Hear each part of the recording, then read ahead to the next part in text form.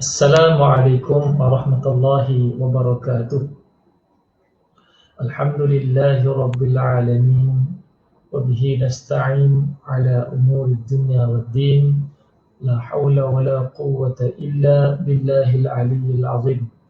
Alhamdulillahilladzi manna 'alaina bi fadlihil amin.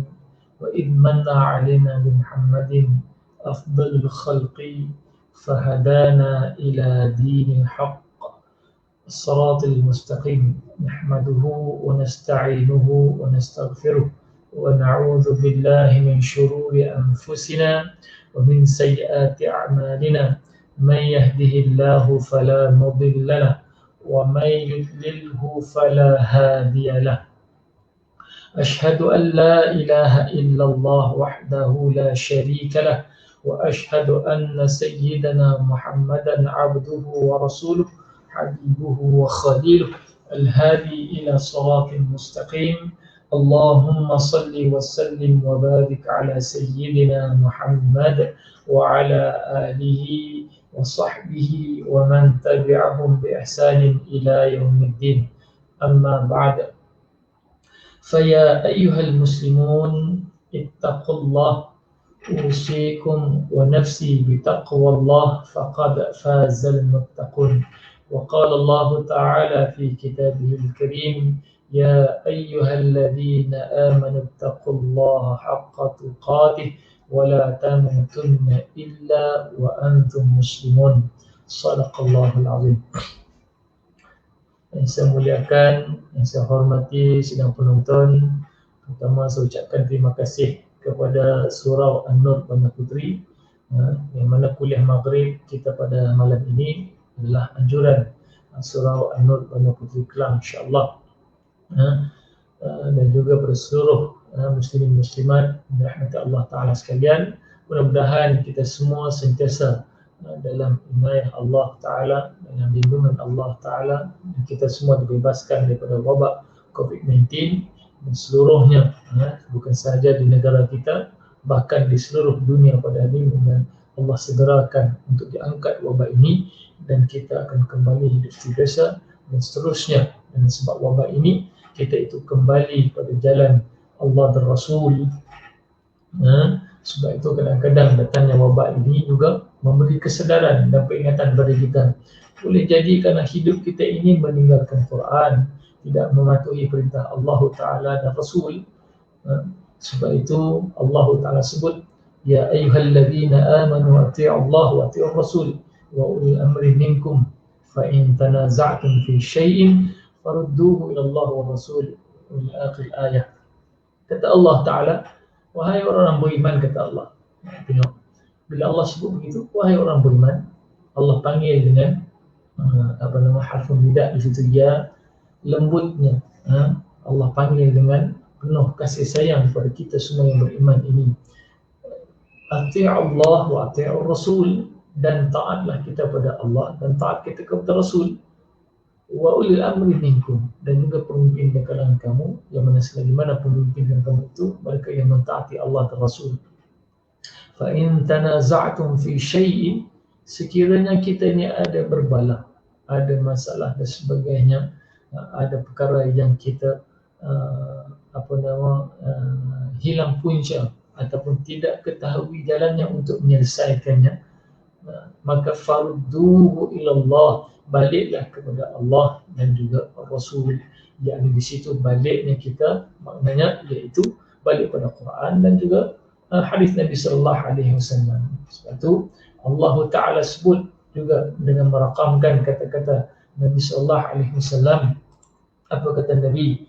Qala Rasul, ya Rabbi inna qaumi ittakhadhu hadzal Qur'ana mahjura.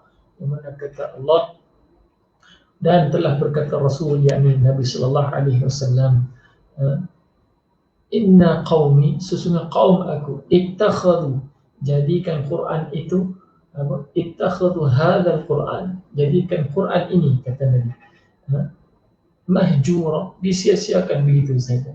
Betapa malangnya kalau kita mempersia-siakan Al-Quranul Karim, bukan hanya sekadar untuk dibaca sahaja, baca itu memang kita dapat pahala, dapat syafaat insya-Allah, dengan tinggalkan Quran. Walau sehari pun kita berusahalah untuk membaca Al-Quran. Tetapi membacanya saja tidak memadai. Semestinya kita mesti mempelajarinya untuk memahaminya.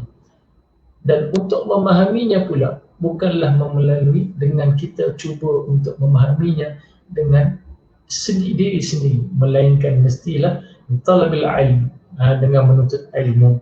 Sebab untuk kita memahami Quran, wajib ke atas setiap orang yang cuba untuk memahami Quran itu, dia mestilah ada ilmu. Bila kata ilmu itu, banyaklah cabang ilmu di bawah Al-Quran sini untuk memahami Quran dan hadis itu, iaitu antaranya disebut sebagai ilmu alat, dari segi ilmu bahasa Arabnya, ilmu tafsir, ilmu hadis, ilmu Quran dan sebagainya, untuk kita memahami apakah yang dimaksudkan, apakah yang nak diterangkan oleh Allah Ta'ala Azza wa Jalla melalui wahyu yang telah diturunkan kepada Nabi Sallallahu Alaihi Wasallam. Maka sebab itu adanya pada hari ini dipanggil al-ulama. Daripada dulu sampailah kepada hari ini ada ulama yang akan membantu kita untuk memberi penerangan dan kepahaman tentang apakah intipati Al-Quran yang nak kita fahami, apa yang kita nak teladani ataupun amalkan melalui Al-Quran Al-Karim. InsyaAllah. Baik, insyaAllah kita akan sambung kitab Riyadhus Salihin karangan Imam Nawawi rahimahullahu ta'ala alaih. Okay. Yang mana kita telah pun sampai kepada hadis, kalau dalam kitab ni hadis yang ke-20. Okey. Hadis yang ke-20, yang mana sebelum ini kita telah pun bahas 3 hadis, sebab hadisnya pendek, lepas kita boleh bahas 3 hadis, 17, hadis ke-17, 18 dan 19. Tapi malam ini hadisnya agak panjang. Kita akan membincangkan tentang hadis yang ke-20 ini, yang diriwayatkan daripada Zir ibn Hubaish. Wa qala an-Nawawi rahimahullahu ta'ala alaihi bisanadihi, telah berkata Imam Nawawi rahimahullah ta'ala alaihi daripada sanadnya, melalui sanadnya itu sampai kepada Zirri, Zirri ibn Hubaish qal. Zirri bin Hubaish ni siapa? Iaitu tabi'in. Qal ataitu Safwan, saya baca dulu sampai habis. Ataitu Safwan ibn Assal radhiyallahu anhu as'aluhu 'anil mashi 'ala al-khuffain faqala ma jaa'a bika ya Zir faqultu ibtigha'a al-'ilm faqala innal malaikata tad'u ajnihataha li talibil ilmi radan bima yatlub faqultu innahu qad hakka fi sadri al-mashu 'ala al-khuffain ba'da al-ghaib wal bawl wa kunta imra'an min ashabin nabi sallallahu alaihi wasallam faji'tu as'aluka hal sami'tahu yadhkuru fi dhalika shay'an qala na'am kana ya'muruna idha kunna safran أو مسافرين ألا ننزع خفافنا 3 أيام ولياليهن إلا من جنابة لكن من غائب أو بول أو نوم فقلت هل سمعته يذكر في الهوى شيئا قال نعم كنا مع رسول الله صلى الله عليه وسلم في السفر فبين نحن عنده إذا ناداه أعرابي بصوت له جهوري يا محمد فأجابه رسول الله صلى الله عليه وسلم نحوا من صوته هاؤم فقلت له ويحك أغضب من صوتك فإنك عندك النبي صلى الله عليه وسلم وقد نهيت عن هذا فقال والله لا أغضب قال العربي المرء يحب القوم ولم يلحق بهم قال النبي صلى الله عليه وسلم المرء مع من أحب يوم القيامة فما زال يحدثنا حتى ذكر بابا من المغرب مسيرة عرضه أو يسير الراكب في عرضه 40 أو 70 عاما قال سفيان أحد الرواة قيل الشام خلقه الله تعالى يوم خلق السماوات والأرض maftuhan lit-taubah la yughlaqu hatta tatlu'a asy-syamsu minhu. Hadis rawahu Tirmidzi. Baik. Okey, baik. Mungkin kita akan tak sempat nak habis sebab perlu kita teliti satu persatu hadis ini untuk kita lihat secara lebih terperinci, insya-Allah. Baik, apa kata Nawawi rahimahullah ta'ala melalui sanadnya ini tadi. Hadis itu dia meriwayatkan daripada Zaid bin Hubaish. Zaid bin Hubaish ni adalah seorang tabi'in. Dia bukan sahabat Nabi, tapi dia riwayatkan hadis ini daripada Safwan ibn Assal. Sebab tu dalam kitab Ibn Abi Hatim disebut dalam kitab Al-Jarh wa Ta'dil, dia kata Safwan bin Assal ini antara yang meriwayatkan hadis daripadanya itu sendiri iaitu Abdullah bin Mas'ud radhiyallahu anhu, yang sama sahabat dengan dia ni, orang kata yang satu sahabat dengan Nabi ni yang pernah meriwayatkan hadis daripada Safwan bin Assal ni, antaranya iaitu Abdullah bin Mas'ud, dan juga tabi'in antaranya Zaid bin Hubaish ni tadi. Okey, secara ringkasnya. Dan beliau pernah bersama dengan Nabi dalam beberapa peperangan bersama dengan Nabi sallallahu alaihi wasallam. Ya, dia kata Zaid bin Hubaish tadi, dia sebut ataitu Safwan, dia kata aku pergi jumpa Safwan, dia kata as'aluhu 'anil mashi, aku nak tanya. Tengok dia nak bagi tahu, dia nak tanya sesuatu. Apa yang dia tanya? 'Anil mashi, iaitu dia nak tanya tentang menyapu. Apa benda dia nak sapu? Dia kata aku nak tanya tentang menyapu. Dia kata alal khuffain, khuf ni kasut kulit, dia khuf. Jadi aku nak tanya tentang menyapu khuf ni. Khuffain, dua khuf maknanya kasut kiri dan kanan. Okay. Lalu disebut faqal, dia kata ma jaa bika ya Zaid, apa yang kau nak kehendaki sebenarnya wahai Zaid, tanya oleh Safwan ni tadi. Faqultu ibtigha al-'ilm, dia kata aku ni, bila dia ni nak pergi jumpa Safwan ni tadi, Safwan tak tahu lagi. Tadi dia niat nak tanya tentang permasalahan menyapu khuf ni tadi. Lalu bila dia jumpa Safwan ni, Safwan bin Assal pun tanya balik. Dia kata ma jaa bika ya Zaid, pasal apa kamu datang ni wahai Zaid, dia kata. Lalu jawab Zaid bin Hubaish, dia kata ibtigha al-'ilm, aku ni nak mengharapkan ilmu, dia kata.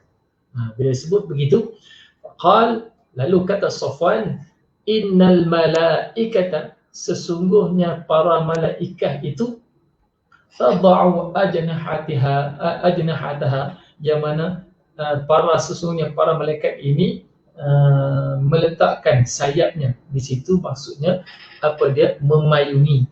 Saya kita lihat. Jadi kalau kita tengok dalam syarah disebut, dia kata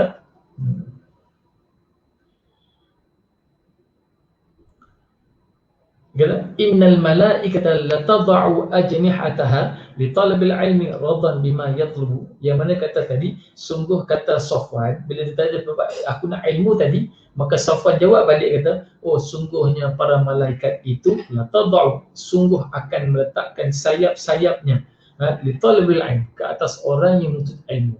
Tengok, bila sebut menuntut ilmu di sini nak menyebutnya para malaikat itu sebagai satu gambaran kepada kita bahawa menuntut ilmu sesuatu yang baik. Sehingga Nabi SAW sebut, idza marartum bi riyadil jannah, bila mana kamu lalu di salah satu taman-taman syurga, farta'u, berhentilah. Maknanya contohlah kita dengar lalu satu masjid, kita tak ada apa urusan, mungkin kita lalu tak dengar. Kita contoh kita singgah situ solat maghrib, ada majlis ilmu, tidak ada apa-apa yang menghalang kita untuk mendengar, tidak ada orang kata benda-benda yang mengganggu ataupun urusan-urusan tertentu yang kita ada peluang masa untuk duduk, maka kata ni farta'u, kalau boleh duduk pula, walaupun kita rasa orang kata tidak ada urusan yang nak disegerakan, ataupun memang ada urusan tapi urusan yang tidaklah ada kepentingannya, baik kita duduk dalam majlis ilmu itu. Ataupun disebut lagi lah hadis ni, nak cerita dalam bab ilmu itu sendiri, man kharaja fi talabil ilmi fahuwa kana huwa fi sabilillah. Kata Nabi SAW, hadis rawat Tirmidzi, kata Nabi, apa dia? Siapa yang keluar pada rumah, man kharaja fi talabil ilmi, Siapa yang keluar dari rumah nak menuntut ilmu. Hari ni kita tengok orang pergi menuntut ilmu punya jauh-jauh. Ada di ke Mesir, sampai ke Jordan, sampai ke Al-Hind, India, sampai ke Pakistan, sampai ke Morocco. Banyak tempat, bahkan dalam ilmu agama, ke situlah tempat yang popular yang dia pergi. Ataupun ke mana mereka yang pergi, sampai ke Europe dan sebagainya. Selain mana menuntut ilmu untuk mencari redha Allah, tak semestinya dalam bidang agama sahaja. Boleh jadi dia mempelajari ilmu perubatan, ilmu sains dan sebagainya, kerana untuk memperjuangkan agama Allah, maka juga dikategorikan sebagai apa dia? Fi sabilillah, mereka yang berjihad. Fahuwa jihadu fi sabilillah, mereka yang berjihad di atas jalan Allah Ta'ala. Jadi dalam hadis disebut tadi, la tadwa ajnihataha li talbil ilm radan bima yatlub. Sebab kerana apa? Redha. Tengok dalam syarah disebut, dia kata, kita tengok dulu.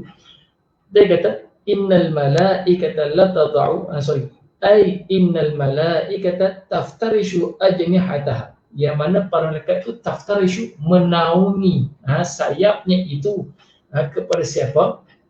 Liman yatlubul ilm, kepada mereka yang sedang menuntut ilmu itu tadi. Kita sama-sama hari ini, walaupun duduk di rumah masing-masing sebagainya, kita tengah dengar, saya sedang menyampaikan, kita juga turut sama mendapat apa yang disebut dalam hadis ini oleh Nabi sallallahu alaihi wasallam.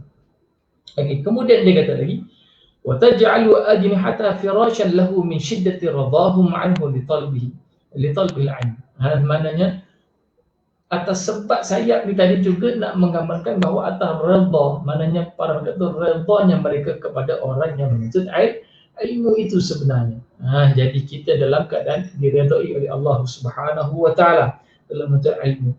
Kemudian waqil, ada juga dikatakan taf'alul malaikatu dzalika tawadhu'an li talbil ilm. Nak cerita ada juga nak menyebutnya apa dia, para malaikat itu juga tawadhu', tunduk rendah diri mereka itu ke atas orang yang menuntut ilmu. Mana lil ihtiram, mana menghormati orang yang menuntut ilmu itu, di mana suatu perbuatan yang begitu mulia di sisi Allah Ta'ala Azza wa Jalla. Wa tanzilul istima'il ilm, dan mereka turun itu juga untuk mendengar ilmu itu sekali. Baik, kemudian disebut lagi. Qala Zir, tengok. Kata Zir lagi, faqultu, dia kata, innahu hakka fi sadri. Aku terlintas, dia kata, dalam hatiku terlintas disebut. Lagi terlintas nak bertanya lah, maknanya dia terlintas tergerak hatinya itu, dia nak bertanyakan sesuatu benda. Dia kata, apa yang dia tanya tadi? Al-mas'u al-khuffain ba'da al-ghaib atau al-bawl. Menyapu khuf. Ini dalam bab fiqh. Jadi dia nak tanya tentang sapu khuf ni, iaitu selepas dia kata ba'da al-ghaib, selepas buang air besar, wal-bawl, selepas buang air kecil. Okey, jadi nak maksud sini dia nak tanya, bila dah lepas kencing, lepas berak tadi, tak masuk begitu, paling mudah, apakah dia kena sapu khuf? Maknanya untuk dia berbuat, maknanya selepas dia berak tu, nak sapu tak khuf atas khuf itu. Kita tengok perbahasan ni, saya ambil daripada kitab Bahrul Madi, yang mana hadis yang diriwayatkan oleh Imam ni juga daripada hadis riwayat Imam Tirmidzi. Baik, kita tengok. Sebelum kita lihat kepada masalah ni tadi, nak bagi kita kenal dulu ataupun kita ingat balik tentang bab fil mas'i al khuffain, bab pada menyapu atas dua khuf. Okey, kata Idris Al-Marbawi disebut pada bab menyatakan sapu atas dua kasut. Ketahuilah kiranya ya saudaraku, dia kata, seseorang yang memakai kasut dengan cukup syaratnya, haruslah ke atasnya apabila mengambil air semayang, menyapu air di atas kasut saja, ganti basuh kaki. Jadi maknanya dia tak perlu buka kasut, dia terus kita boleh basuh, sapu saja atas khuf tanpa perlu buka kasut. Itu, tapi ada syarat-syaratnya yang menjadikan dibolehkan kita itu berkasut dan menyapu khuf atas kasut saja. Dan tiada berhajat tanggal kasut. mana tak perlu tangan kasut, kata apa nama syarah pada Al-Nawawi ini. Maka perbuatan yang demikian itu telah sabit. Mana perbuatan itu telah sabit. Bila kita sabit itu tadi, apa dia? Sabit adanya disyaratkan dia sebagaimana tersebut pada hadis yang dikeluarkan oleh Imam Tirmidzi dan lainnya. Okey, ada hadis juga yang menyebutnya secara khusus tentang dibolehkan menyapu atas khuf. Kita tinggalkan sejak pasal lepas berak, lepas kecil tadi, nak sapu tak atas khuf tadi, nak bagi faham dulu apa nama al-mashu al-khuffain, tentang menyapu menyapu atas dua khuf dulu. Maka datangkanlah hadis oleh Imam Tirmidzi, disebutnya. Apa bunyi hadisnya? Qala al-Imam Tirmidzi bi sanadi, telah berkata Imam Tirmidzi dengan sanadnya, an Hammam ibn Harith, qala, dia kata, bala Jarir ibn Abdullah thumma tawadda'a wa masha ala khuffaihi faqila lahu ataf'alu hadha qal wa ma yamna'uni wa qad ra'aitu Rasulullah sallallahu alaihi wasallam yaf'aluhu. Baik, apa makna dia? Berkata yang Tirmizi, hadis ini daripada Hammam ibn Harith, dia kata qal, dia berkata bala Jarir bin Abdullah, dia tengok, kata telah buang air kecil siapa? Jarir bin Abdullah, thumma tawadda, kemudian dia pun berwudu. Lepas dia wa masaha ala khuffaihi, dan dia menyapu atas kedua khufnya tadi pula. Faqila lahu, dan telah ditanyakan kepadanya, ataf'alu hadha, kamu perbuatkan begini? Dia kata wa ma yamna'uni wa qad ra'aitu Rasulullah sallallahu alaihi wasallam, dia kata, dan apakah yang mendekatkanku daripada untuk membuat perkara ini? Dia kata, dan sungguh aku telah melihat, dia kata, ra'aitu Rasulullah SAW yaf'aluhu, dia pernah tengok Nabi pernah berbuat sedemikian. Jadi ini adalah dalil bagi untuk menyapu atas dua khuf.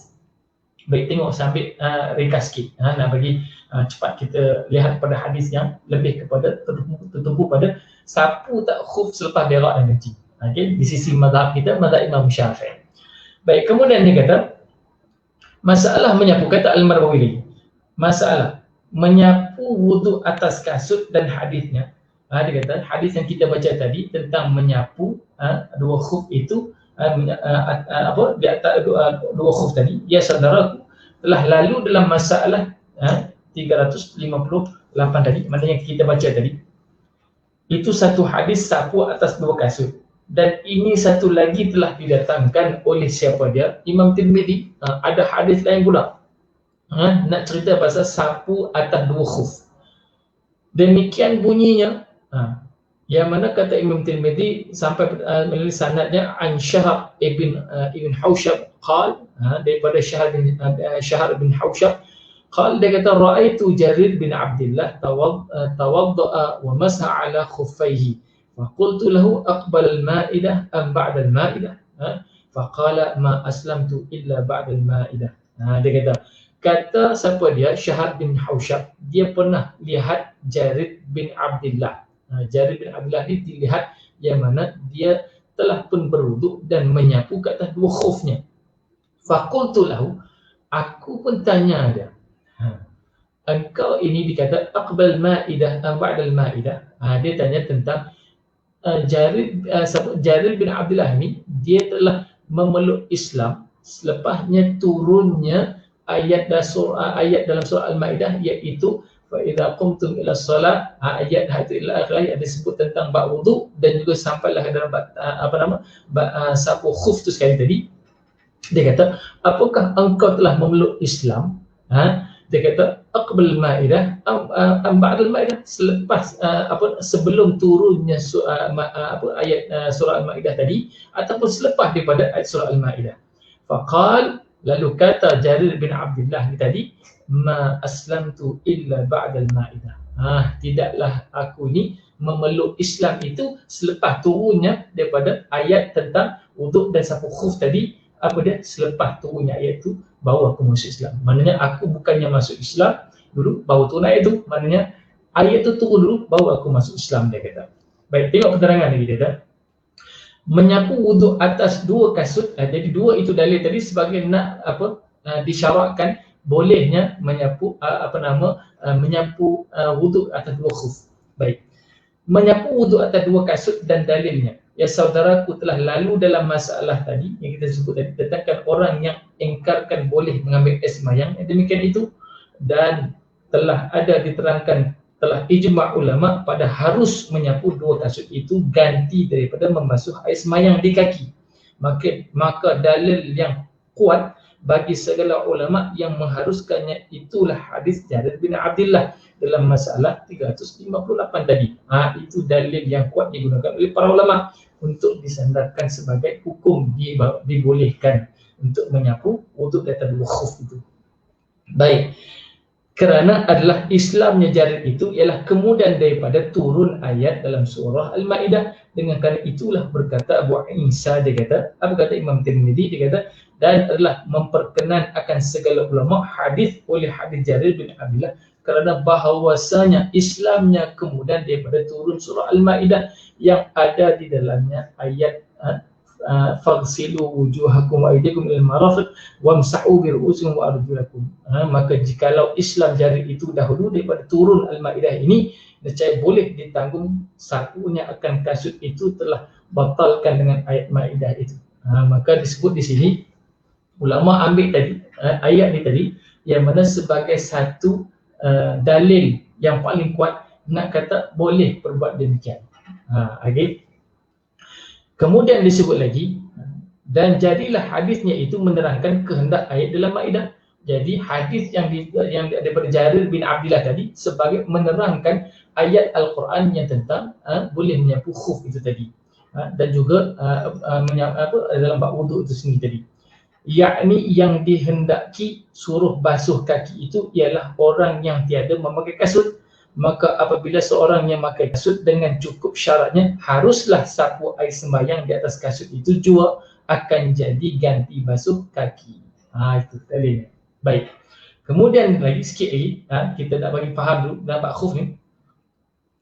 Memakai kasut yang boleh disapu air sembahyang atasnya. Kata Imam Nawawi. Okey, tengok.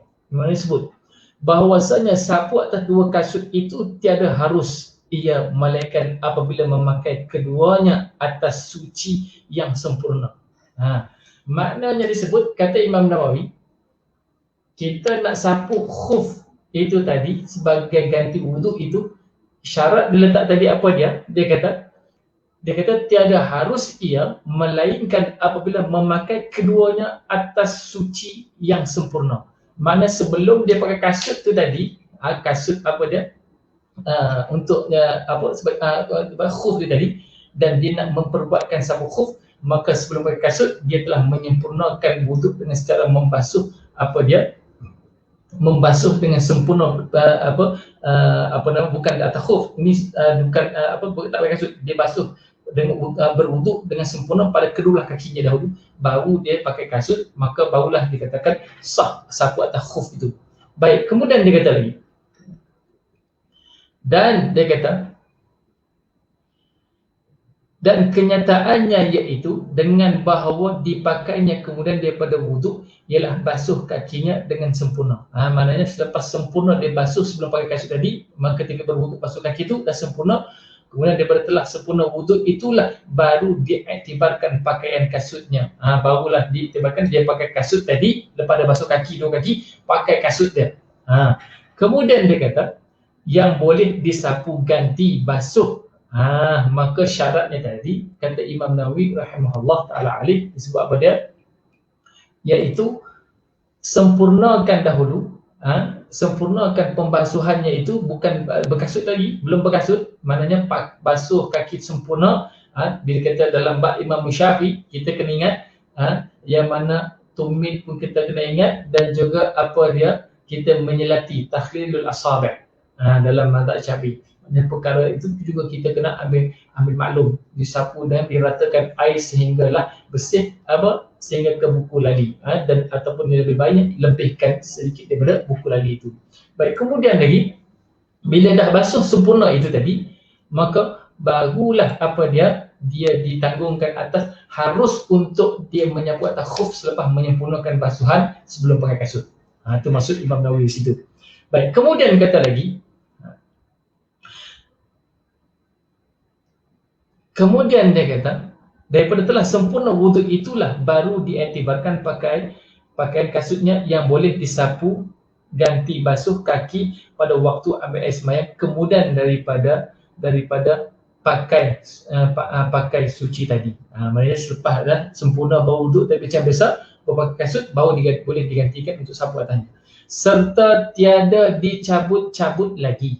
Mana dia tak buang-buang kasut tu dah, dia tak cat. Maknanya kasut itu adalah duduk berada dekat pada kakinya saja, dia tak buka-buka. Itu syarat dia.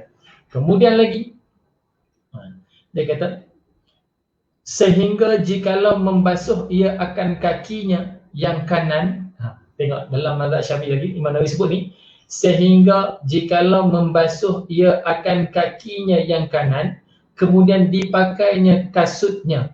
Dia pakai kasut sebelum dia daripada membasuh yang kiri. Maknanya dia basuh kanan dulu, kemudian dia basuh kanan, dia pakai. Lepas tu barulah dia buat apa dia, dia membasuh yang kirinya. Sebab tu dalam ayat disebut tadi, kata Imam Nawawi sebut, dia kata apa dia?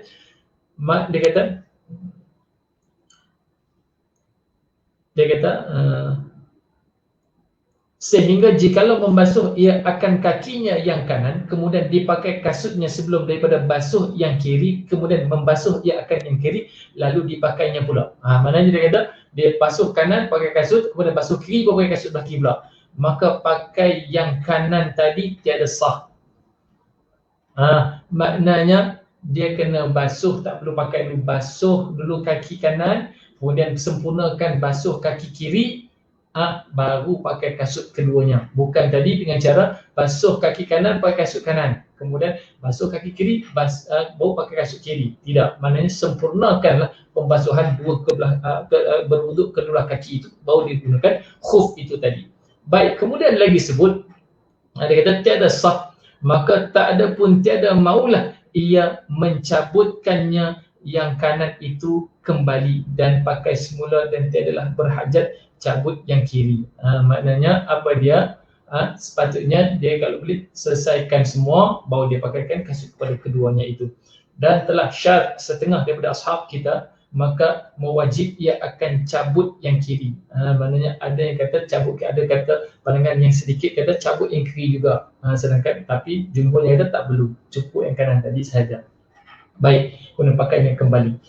Adalah sebab disyaratkan, kata. Dan adalah sebab disyaratkan suci yang sempurna, kerana menurut sabda Nabi sallallahu alaihi wasallam sebagai dalam Bukhari dan Sahih Muslim dan lainnya. Jadi maknanya membasuh kedua belah kaki itu dahulu tadi, kemudian barulah kita menggunakan khuf, barulah layak dia untuk menyapu di atas khufnya itu. Baik, yang terakhir sikit dalam pengenalan dalam bab khuf ni tadi, syarat sah sapu dua kasut. Syarat sah sapu di atas dua khuf itu. Ya saudaraku, kata Idris Al-Marbawi, telah masyhur dalam kitab fiqh akan syarat sapu dua kasut yang menjadi ganti basuh. Jadi kita tadi sapu di atas khuf tadi supaya ganti basuh wuduk tu ke atas direct pada kaki kita. Okey, ialah 4 syarat dia kata. Ada 4. Yang pertamanya, memulai pakai akan dua kasut itu kemudian daripada sempurna sucinya, sebagai dalam masalah yang kita terangkan tadi. Maksudnya sempurnakan sebelum pakai kasut, sempurnakan berwuduk dan ketika basuh kaki dengan sempurna, barulah pakai kasut. Itu syarat yang pertama. Yang kedua dia kata, kedua kasut menutupi dan melitupi bagi tempat yang difardukan basuh daripada dua kaki itu. Maksudnya kasut itu mestilah meliputi, dia menutupi seluruh kawasan anggota yang disyaratkan sebagai anggota wuduk bahagian kaki. Maknanya kasut itu kalau yang terbaiknya adalah melepasi buku lagi. Mana dia menjaga tempat tersebut daripada terkena kotoran bagi melayakkannya, mengharuskannya untuk sapu letak khuf. Okey. Itu yang kedua. Yang ketiga, tanggung kasut itu dijalankan kaki atasnya kerana kesana kemari oleh satu hajat. Kerana atas sebab ada satu hajat yang hajat yang kita perlukan dan agak sukar untuk kita untuk berwuduk dengan buka kasut sebagainya. Jadi itu maknanya ditanggung atas satu hajat itu. Yang kemudian yang keempat, suci kedua kasut itu, maka tiadalah memadai kasut daripada kulit yang tiada bersamak atau kena najis yang tiada dimaafkan. Lihat masalah 379. Okey, kita tengok 379 sekejap. Okey. Masalah 39 dia kata. Apa dia kata? Apakah yang dimaksud? Dia kata suci kedua kasut itu maka tiadalah memadai kasut yang daripada kulit yang tiada bersamak atau kena najis yang tiada dimaafkan Okey. Kita tengok 379. Okey. Baik. Masalah kasut yang sah sembahyang dengannya. Okey. Kata Syafi'i disebut, Imam Syafi'i disebut, dan jika adalah dua kasut atau suatu daripada keduanya itu najis, dia kata, mana dia kata jika adalah dua kasut atau suatu daripada keduanya, maknanya dua ataupun salah satu kasut itu. Kemudian dia kata itu najis, dia kata tiada sah lah apa dia punya sembahyangnya itu. Okey.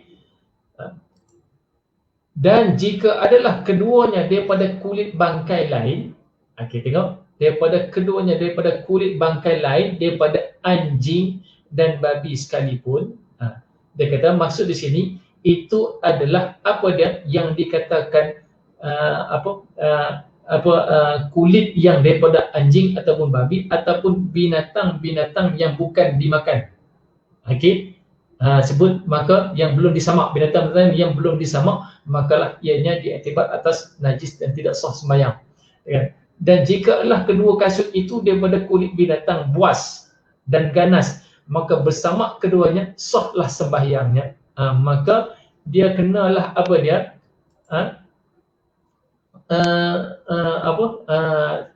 binatang buas, kulit binatang buas, kita contoh ambil harimau ke, ataupun kita ambil apalah binatang-binatang lain yang kita tahu, tapi bukan pada anjing dan babi itu tadi, maka itu mesti bersamak. Berbeza, anjing dan babi tidak termasuk yang kena disamak. Dalam mazhab Syafi'i itu adalah tidak sah terus. Walaupun disamak ke mana pun memang tidak sah. Lagi. Kemudiannya dia kata, dan dia kata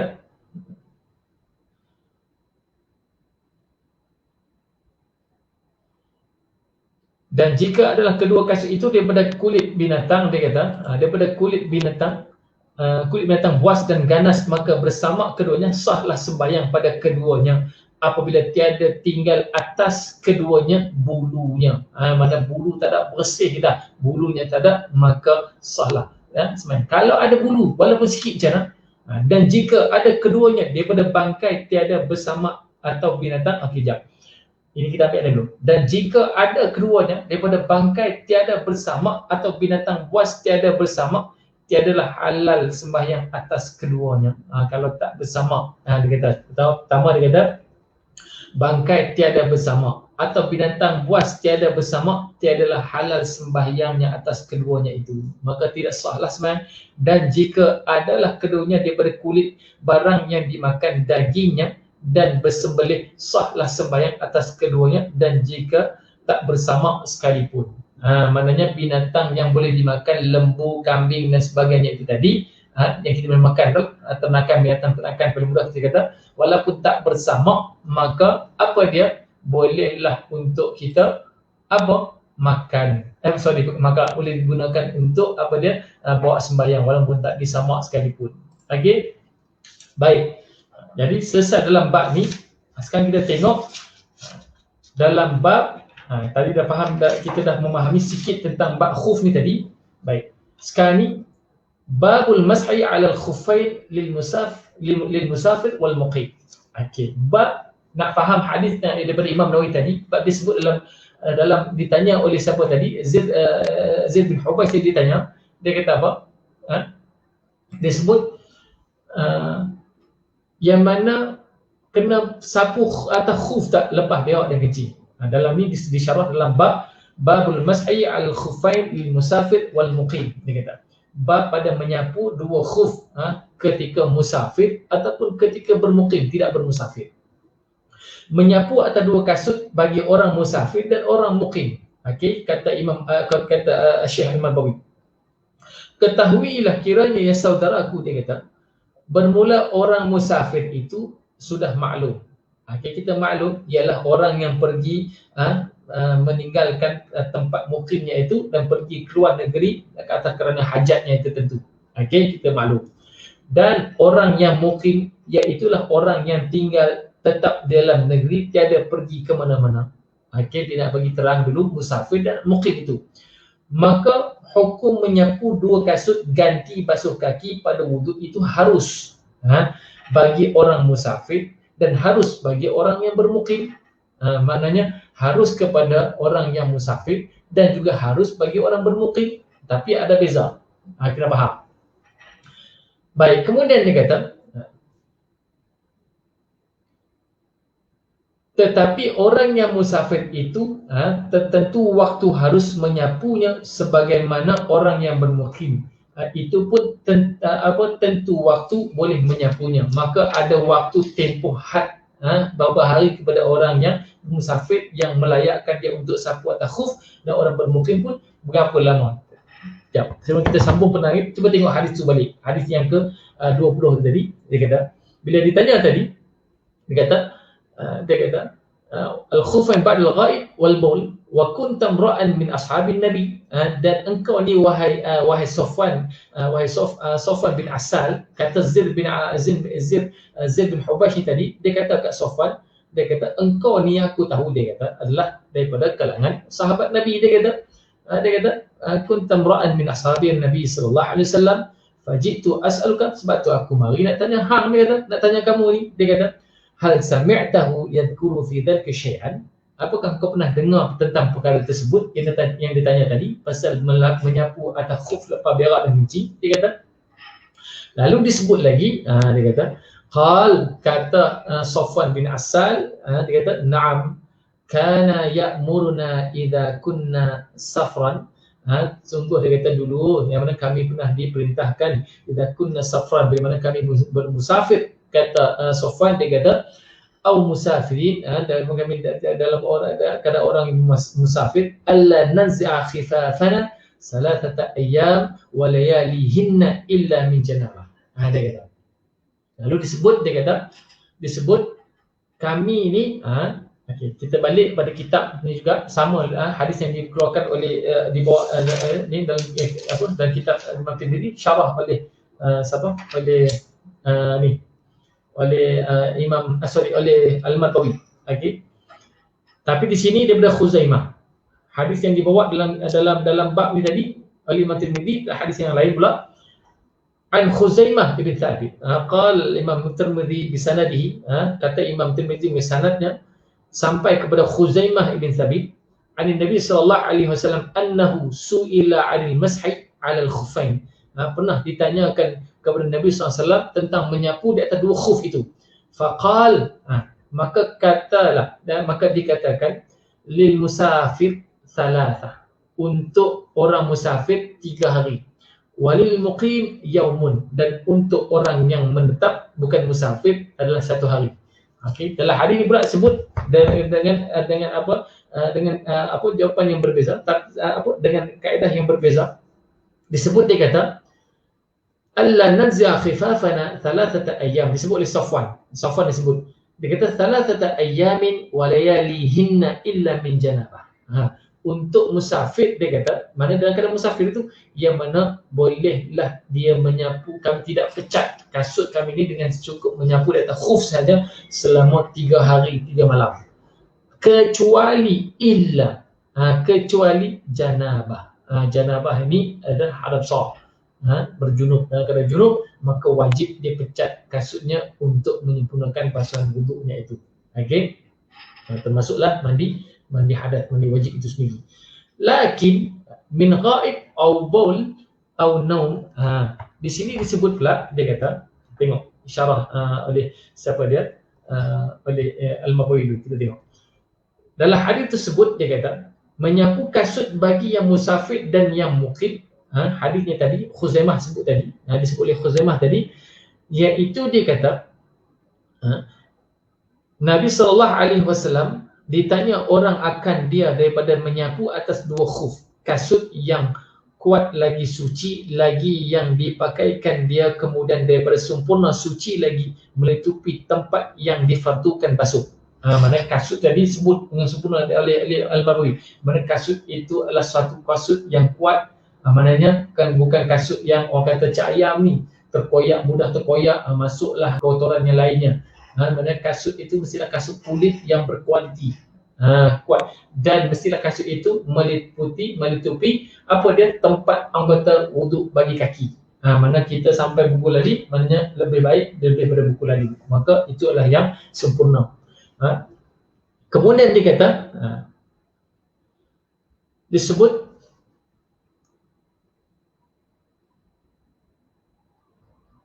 kemudian dia bersempurna suci lagi melitupi tempat yang difardukan basuh. Faqal, dia kata lil musafir, dan kemudian kata Nabi untuk orang musafir 3 hari, wal muqim yaum, dan untuk orang yang menetap bukan musafir 1 hari. Maka sabdanya harus bagi orang yang musafir itu 3 hari 3 malam, dan bagi orang yang bermukim itu sehari semalam. Lihat keterangan dalam masalah 323, 324. Okey, tengok masalahnya apa. 364 ni, masalah 364. Menyapu kasut 3 hari bagi musafir, sehari bagi yang bermukim. Okey, kita ingat untuk orang yang boleh menyapu khuf bagi selama 3 hari 3 malam untuk mereka yang bermusafir saja. Untuk mereka yang bermukim, kita tak bermusafir, menetap pada satu tempat, iaitu 1 hari 1 malam sahaja. Okey, bila mula start dia sampai akhirnya bila, kita tengok. Kemudian dia kata lagi, kata Nawawi, Imam Nawawi sebut dengan hadis yang dalam masalah ini tadi disebut, itulah dalil yang terang bagi mazhab jumhur bahawasanya sapu atas 2 kasut itu diwaktukan 3 hari bagi orang musafir. Okey, inilah yang menjadi dalil bagi jumhur jumhur ulama, yang mana untuk musafir 3 hari 3 malam, kemudian sehari semalam bagi orang mukim. Dan itulah mazhab Abi Hanifah dan Syafi'i dan Ahmad dan jumhur ulama daripada sahabat dan orang yang kemudian daripada mereka itu. Dan kata Imam Malik pula, dan kata Imam Malik pada yang masyhur daripadanya, menyapu ia dengan ketiadaan berwaktu, dan ialah perkataan qadim lagi dhaif bagi Syafi'i. Maknanya ada pandangan yang kata tidak berwaktu, tetapi Syafi'i kata itulah pandangan yang dhaif. Baik, kemudian lagi diterangkan lagi. Kata Imam Syafi'i sebut, apabila seseorang telah memakai 2 kasutnya, okey, dia dah pakai kasutnya tadi, padahalnya ialah suci bagi sembahyanglah ia pada 2 kasutnya. Maka kemudian apabila berhadas, ia hendaklah ingatkan waktu berhadas itu, dan jika tiada menyapu waktu berhadas itu sekalipun, maka jika ia orang yang bermukim memakai kasut begitu, maka kiralah waktunya ialah sampai besoknya berbetulan dengan waktu berhadas maghrib. Maknanya waktu hadas, bukan hadas besar. Kita waktu hadas tadi tu bermula waktu kita berhadas itulah. Okey, maknanya kita pun ambil wudu, itulah bermula saat perkiraan daripada hari pertama. Kalau untuk orang yang musafir, itulah permulaannya untuk sampai ke contohnya lah, kita berhadas ni pukul berapa? Pukul kita kata sekarang lah pukul 8 malam. Okey, maknanya itu waktu dia. Kita berhadas, contoh kita terkentut, kita terkentut. Okey, jadi bila kita terkentut tu tadi, okey, itu waktu mula berhadas. Maknanya bukan bermula daripada mengambil wudu. Maknanya di situ dia dikira waktu bermula perkiraan 3 hari 3 malam ataupun sehari semalam bagi mukim, 3 hari 3 malam bagi musafir, itu bermula waktu hadasnya itu.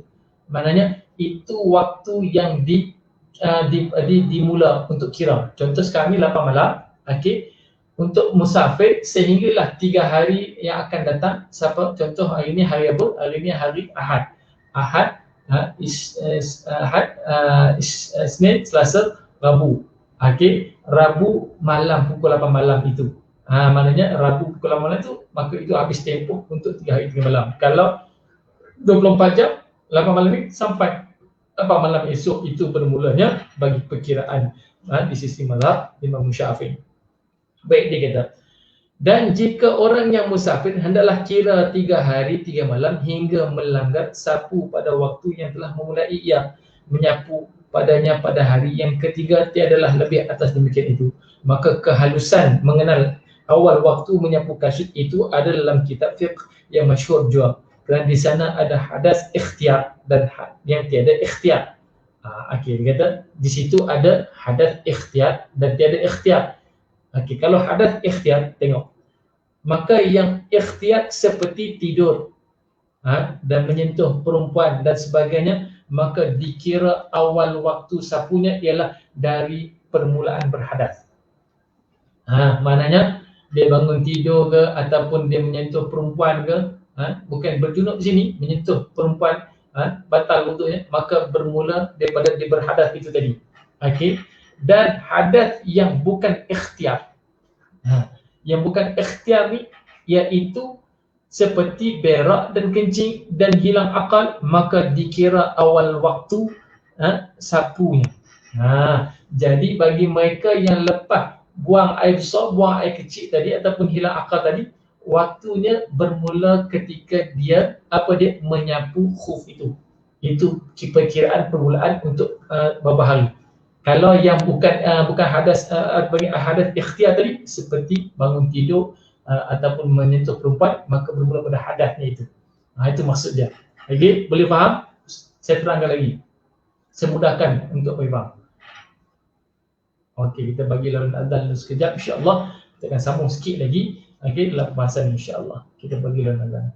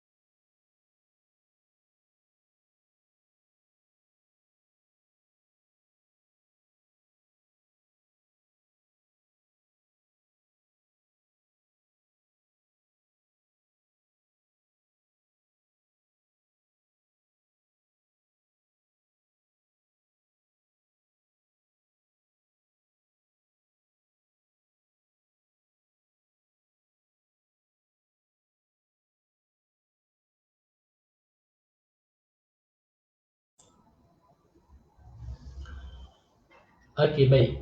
Alhamdulillah, azan telah dilaungkan.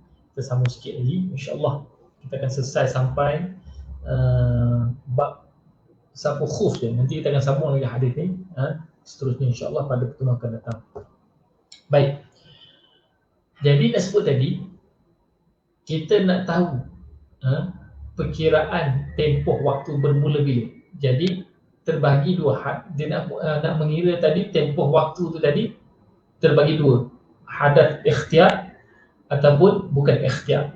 Okey, untuk ikhtiar tadi seperti dia kata apa dia bangun tidur ataupun menyentuh perempuan, maka ianya bermula daripada hadas tadi.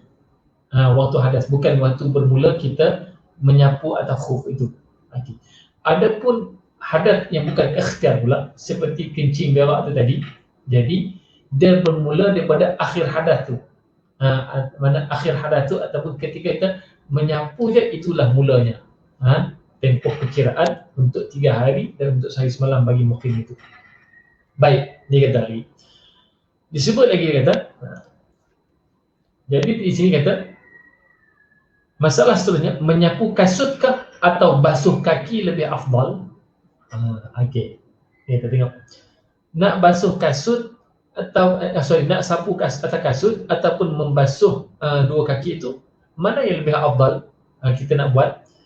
Kata Nawawi rahimahullahu taala alih. Apa kata Imam Nawawi?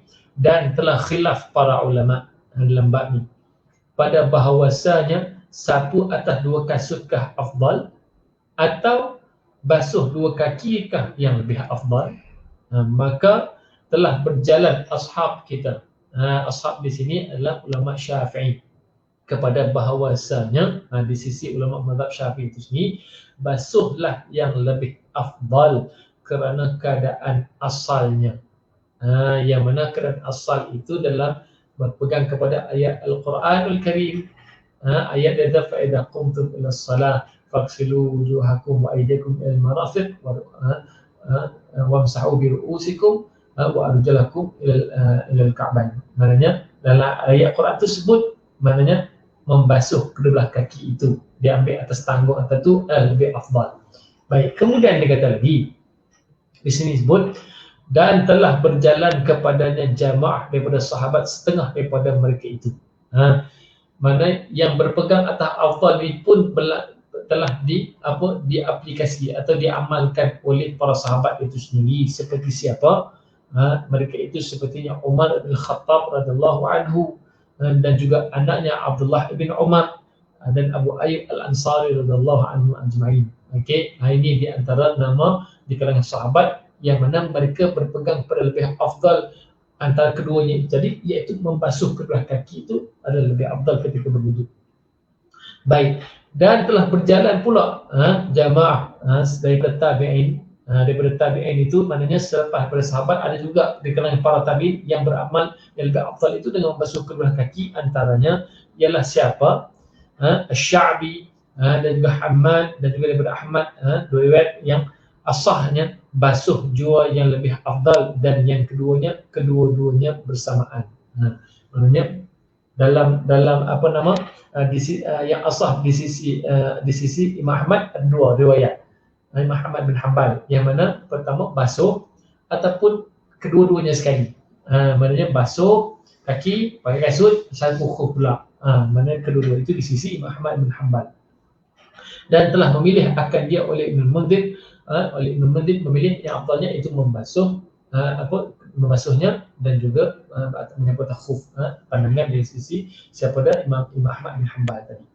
Baik, jadi kita dalam mazhab Imam Syafi'i yang kita lebih afdal di sisi mazhab Syafi'i iaitu kita membasuh. Atau kita musafir hari ini kita tengok jarang orang duduk atas sapu atas khuf ni kalau pergi tak jumpa. Jarang kita tengok. Jadi biasanya kasut kita pakai itu pun bukan kasut yang menepati syarat yang telah ditetapkan oleh para ulama tadi. Apa dia? Kasut yang kuat. Kuat di situ apa makna tadi? Kuat iaitu yang mana sukar kotoran najis menembusi pada kasut itu terkena pada kaki kita. Kasut kita hari ini banyak kasut canvas. Tapi orang pakai kasut itu kasut yang kasut kulit. Mereka kasut kulit yang menutupi kaki kita dengan sempurna sehingga menutupi bahagian yang terlindung, melindungi bahagian anggota wuduk pada kaki itu sendiri sampai ke buku lagi. Okey. Baik, seterusnya dia kata sebut lagi. masalah menyapu kasut dan barang yang membatalkannya. Kita tengok.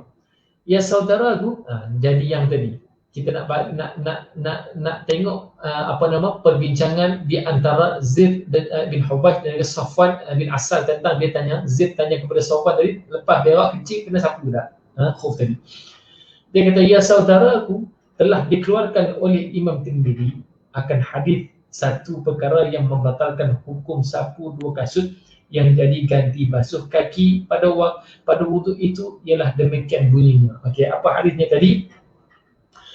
An Safwan ibn Asal kata Rasulullah sallallahu alaihi wasallam, ya'muruna idza kunna safran alla nanzi'a khifafana thalatha ayyam wa layalihinna illa min janabah walakin min ghaib wa baul wa naum. Hadis hasan sahih. Ini hadis yang sama adalah yang mana kata Safwan bin Asal, dia kata Nabi SAW pernah merintahkan kami, jika kami dalam musafir, kata Allah nazah khifafana, kerana kamu pecat ataupun lucutkan kasut kamu itu selama 3 hari 3 malam, walaihinna illa min janab, kecuali kamu dalam keadaan junub, walakin min ghaib wal baul wal naum, tetapi jika mana ghaib, baul, naum tidak perlu. Tengok dalam syarah Ali Al-Mawi sebut, dia kata menyapu kasut di negeri kemudian keluar, kami selama 3 hari, menyuruh ia akan kami apabila adalah kami itu jadi orang menyapu musafir, bahawa tiada kami tanggal akan kasut kami selama 3 hari dan malamnya, melainkan dari sebab junub, maka batallah hukum boleh menyapu kasut. Maka hendaklah tanggal kasut itu dan selesaikan taharah, maka pakai lainnya pula kalau dalam keadaan berjunub. Kata Safwan, walakin min ghaib wa baul wa naum, kemudian dikata tapi dalam bab berak, kencing atau tidur tadi, dan tetapi dari sebab kencing dan berak dan tidur tiada disuruhnya tanggalkan kasut itu. Maka di sini dia nak tanya, Zaid tu tanya tadi, apakah lepas berak, lepas kencing tu bagaimana keadaan kamu nak sapu khuf atas tu? Dia kata, apakah lepas berak kencing ni mana kita kena buka kasut, ambil membasuh kaki secara wuduk yang asalnya, ataupun tak perlu buka, masih kaki kita masih ditanggung bersih suci, maka cukup memadai itu. Maka hadis disebut tadi, dia kata, dan tapi dari sebab kencing dan berak dan tidur tiada disuruhnya tanggal, maka tiadalah batal hukum menyapu kasut dengan sebab kencing atau berak atau tidur itu, maka masih boleh sapu atau khuf walaupun lepas kencing berak tadi. Wuduk itu tak perlu disempurnakan dengan menanggalkan kasut seperti dalam keadaan junub itu. Baik, sikit lagi dah. Menyapu kasut di negeri kemudian keluar musafir, apa hukumnya? Dia kata Imam Syafi'i dalam kitab ini, jika menyapu seseorang akan kasutnya di negeri, maknanya ketika dia tak bermusafir, dia bermukim, dia sapu, pada waktu gelincir matahari, iaitu waktu maghrib, maka sembahyang dia pun sembahyang maghrib dulu, akan sembahyang waktu gelincir matahari, bukan maghrib, sembahyang zuhur, dia sembahyang zuhur, gelincir matahari, maka sembahyanglah ia akan sembahyang zuhur itu. Kemudian lepas dia sembahyang zuhur tu, tiba-tiba dia keluar nak pergi musafir pula. Keluar ia musafir, nescaya sembahyang ia dengan sapu itu hingga sempurna, sempurna sehari semalam sahaja, tiada lebih daripada yang demikian itu. Sebab apa?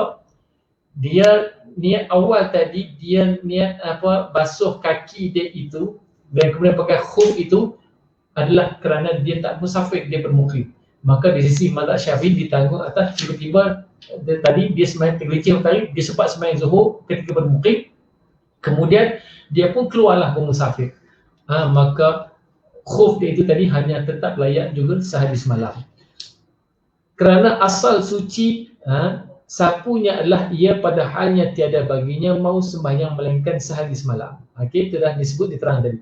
Dan begitu juga jikalau menyapu ia akan kasutnya di negeri, ketika dia sapu khuf dia pada ketika dia bermukim, dia tidak musafir, maka tiada sembahyang ia akan satu sembahyang pun. Tapi lepas dia, contoh kita ambil pukul 9 pagi, subuh dah sembahyang dah, kita ambil sembahyang, wuduk lagi sekali sempurna, kemudian kita pakai kasut, kemudian kita pun pergilah musafir, keluar ia musafir, tiada ada baginya bahawa sembahyang ia dengan sapu yang dalam negeri itu melainkan sehari semalam juga sebagaimana ada sembahyang yang dengannya di negeri.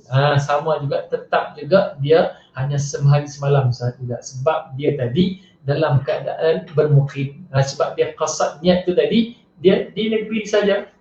Tiba-tiba dia ubah niat dia nak pergi musafir, tetap di sisi mazhab Syafi'i layak sah bagi khufnya tadi sehari semalam juga. Okey. Kemudian dia kata menyapu dalam musafir kemudian masuk negeri pula. Tadi ni dia niat pakai khuf itu dalam negeri, kemudian tiba-tiba ubah niat nak bermusafir pula. Yang ni pula menyapu dalam musafir. Dia menyapu ketika bermusafir. Kemudian masuk ke negeri mukim dia balik. Apa hukumnya? Kata Syafi'i, dan jikalau menyapu seseorang pada halnya ia musafir, maka sembahyang ia akan satu sembahyang atau lebih. Dia sempat sembahyang sekali sembahyang atau lebih pada satu waktu ketika masih dalam musafir, dia kata. Kemudian datang ia ke negeri yang bermukim. Dia pun balik kepada negeri tempat dia menetap itu. Ia dengannya 4 hari dan berniat akan bermukim pada tempatnya yang menyapu ia dalamnya akan 4 nescaya tiadalah sembahyang ia dengan sapu musafir itu kemudian daripada bermukimnya melainkan bagi menggunakan sehari dan semalam dan tiada lebih atas kerana hanya sahaja adalah baginya apa dia sembahyang ia dengan sapu musafir 3 hari. Jadi tetap 3 hari itu tadi, dan kalau dia dah masuk dia tadi masih musafir masih tetap 3 hari, bila masuk je mukim dia jadi tanggung 1 hari. Mana bermula bila dia masuk tadi tetap jadi 1 hari, dia tidak bila tambah tetap jadi 3 hari, bercampur benda 2 tadi. Wallahu taala alam, cukup sekadar itu. Nanti kita akan sambung lagi hadis dalam bab yang mana Zid bin Ubaish dia tanya benar-benar. Jadi kita agak panjang sikit nak melihat perbahasan tentang sapu khuf itu sendiri. Jadi kita akan sambung yang mana ditanya lagi nanti. Ada satu hamba Allah Arab Badui menanya kepada Nabi sallallahu alaihi wasallam tentang bab cinta itu kepada Nabi sallallahu alaihi wasallam. Cukup sekadar itu. Saya ucapkan terima kasih kepada semua sedang penonton dan utamanya kepada warga surah An-Nur Bandar Puteri Kelang. Saya ucap terima kasih kepada Jawatankuasa surah An-Nur Bandar Puteri Kelang. InsyaAllah kita akan sambung, dan kepada seluruh para jemaah sedang penonton sekalian, bolehlah untuk membuat sumbangan terus kepada surah An-Nur Bandar Puteri Kelang, yang mana nombor akaun telah saya masukkan di di skrin, paparan skrin. Tuan-tuan boleh rujuk kembali kalau terlupa, boleh buka balik siaran ini telah pun dirakam dalam Facebook ataupun juga di YouTube. InsyaAllah. Cukuplah sekadar itu. Saya akhiri pertemuan kita, mudah-mudahan segala ilmu ini yang baik itu datang daripada Allah, yang kurangnya itu datangnya daripada kelemahan kita sendiri, dan kita berusaha untuk berubah lebih baik insyaAllah, dan kita perbetulkan apa yang salah itu insyaAllah. Jadi cukup sekadar itu. Aku liqauli hadza astaghfirullahalazim li wa lakum. Wassalamualaikum warahmatullahi wabarakatuh. Kita sudahi dengan tasbih kafarah dan suratul asr. Subhanakallahumma wa bihamdika asyhadu an la ilaha illa anta wa nastaghfiruka wa natubu ilaik. Bismillahirrahmanirrahim. Wal 'asr innal insana lafi khusr illa alladhina amanu wa 'amilus shalihat wa tawassaw bil haqq wa tawassaw bis sabr. Wallahu ta'ala alam. Kita bertemu kembali insyaallah.